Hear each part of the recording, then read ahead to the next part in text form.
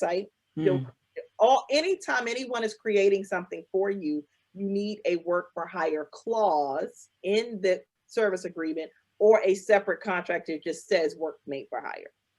Now, what about a website like Fiverr where there's a lot of freelance? Oh, great question. So in Fiverr's terms, I want y'all to get very familiar with terms and conditions. You've heard me say this. Every website should have it, and it Mhm. tells you how things go. But Mhm. in Fiverr and Upwork and all of the freelance websites, there is a um, terms and there are terms and conditions for their services. So Mhm. in there, they have embedded a work for hire, that everything is work for hire. But Gotcha. my advice to my clients is not to rely on that, right? Mm.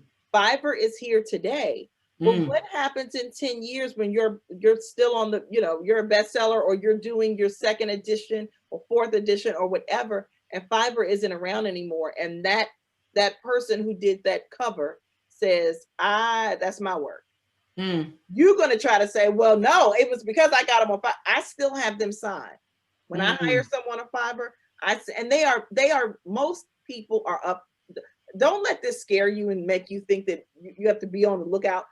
It only takes one. Most people are on the up and up. Them people on Fiverr just want to get paid. They're not Right. looking to keep up with you. They are just trying to get paid for this job. Right. However, you don't want to take the chance. It takes 5 seconds. You should have a standard work for hire template that you say, okay, great. Before we get started, I'm going to shoot this over to you.